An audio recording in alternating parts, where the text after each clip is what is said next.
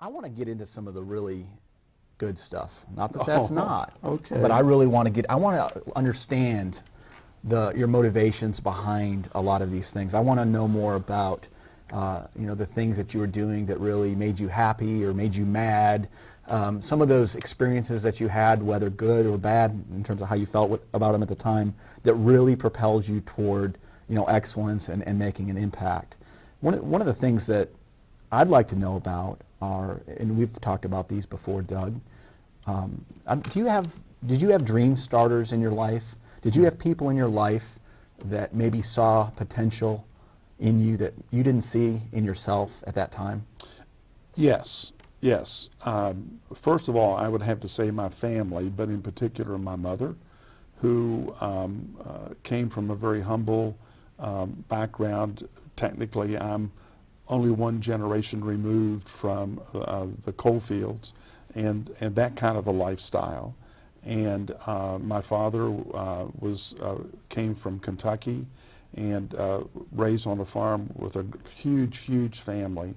And both of their educations were minimal.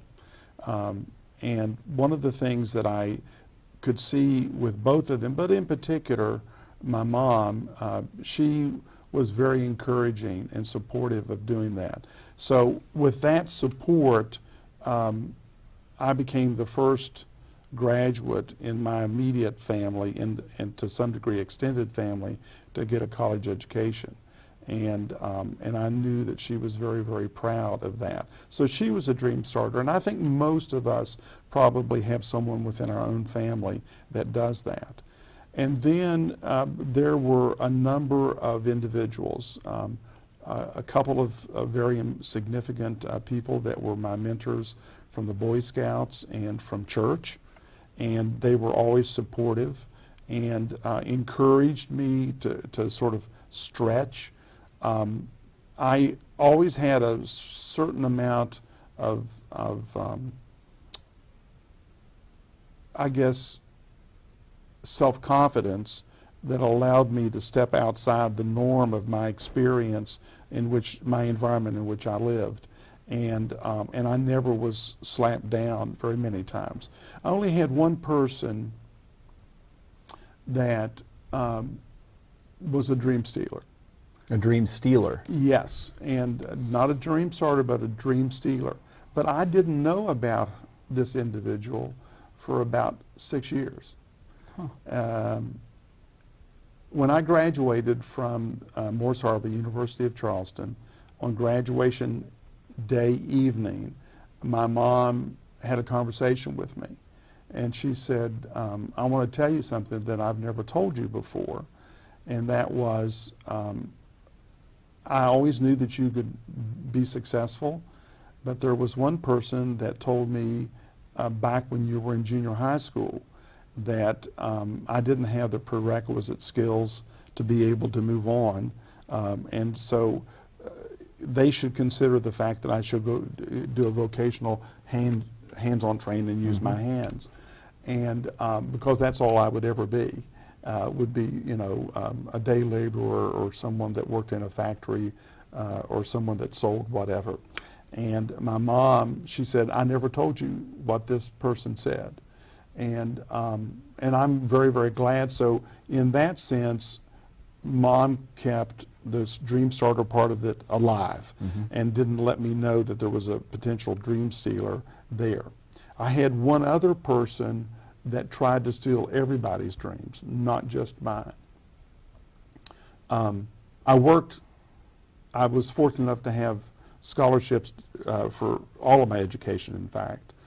And but I always worked part-time, and I worked in a department store in downtown Charleston, and the owner of the store was basically a dream stealer, and he tried to steal everybody's dreams, and he was gruff, unfriendly, authoritarian, never smiled, and would ridicule employees, myself included, in front of customers.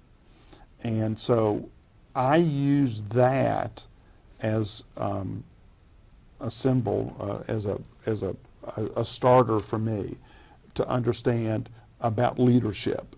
And so he indirectly put me on a pathway to know that that was not the kind of leader that I would ever want to be if I was ever put into that kind of a position. Sometimes we learn how to be from what not to do. That's exactly and right. that's not what That's right. sounds like it was. As you think about all the jobs that you held over the years, whether they were in education or not, is there one job where you were most happy? Yes, I would say that I am most happy when I am teaching and interacting with other people. And it would make no difference because I've worked with kindergarten kids before, and I've worked with senior citizens who decide to go back to school and get a degree.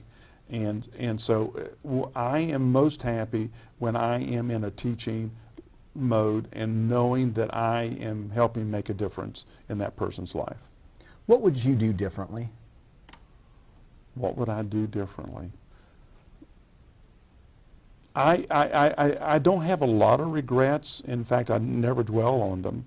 But the one thing that I would do differently, and you're very fortunate, Tony, and so are all the people in today's society that want to learn, because the modes or the opportunities for learning is so broad.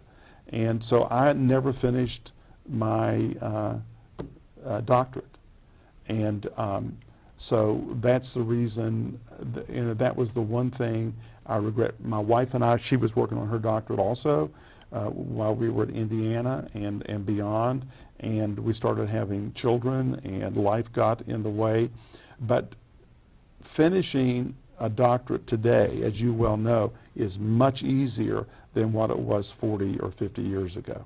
Well, there's the advent of technology and online learning, distance education, and that's certainly true. And I've even taught that way. I know you have. You know how technologically ill-equipped I am. No, I wouldn't say that. You've become quite proficient. What principles have guided your work? Fairness, respect, honoring.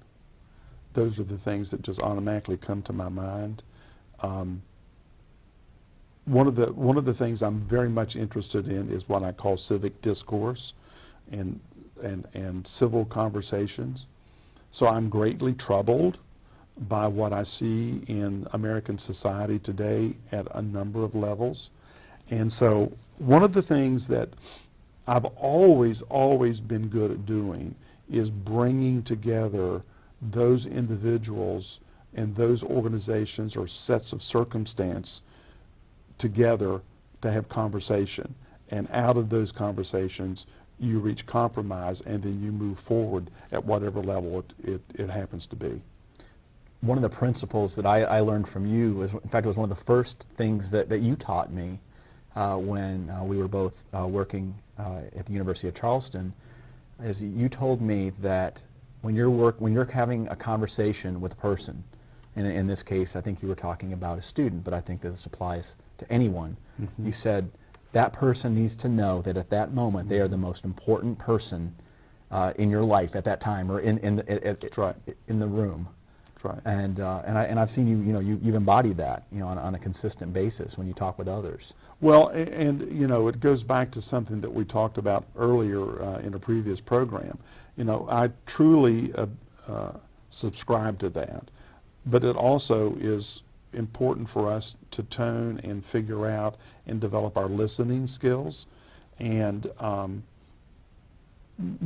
for example, one of the things I did as dean at UC was contrary to one of my personal professional goals, and that was to increase the retention rate at the university so that students graduated, and which together as part of the team together we were able to do that. But I remember on a handful of occasions where I would have a conversation with a student and knew that they were in the wrong place doing the wrong thing at the wrong time. And I, on 2 or 3 occasions, encouraged a student at the end of the semester. Finish the semester, do the best you can do, and that is to withdraw until you find your path that really you want to follow. And that was something, you know, I didn't advertise a lot about, but that was something that I did on occasion. Are there any other best practices that you think are important when working with students or with adults? Well, you know, I think that it's all about, no matter what it is, whether it's a civic organization, whether it's a church, whether it's an institution of learning, whether it's government, and that is that whatever the seed or the idea that we have to implement or we want to take place is a process. You've got to understand that it's a process, but you've got to plan it. You've got to figure out a way to nurture it with a personal element in doing that. And I think that our society, and one of the things I'm really concerned about is that we are in such a hurry-up mode that we don't take time to reflect, i.e. the name of the program, the Reflective Leader. But all of us lead at some level. And I want our audience to understand that I believe that sincerely. That you lead as a parent, you lead as a sibling, you lead as a neighbor, you lead as a teacher, lead as a leader in all aspects. You do that. And I think that it's very important for us to figure out how to do that. My journey has been wonderful. I don't have any regrets. There are a couple of things I wish that I can do. I've got still a fairly healthy bucket list, and you know, we've talked about the importance of sitting back and setting goals and figuring out what is doable, but also to have those stretch goals or stretch dreams.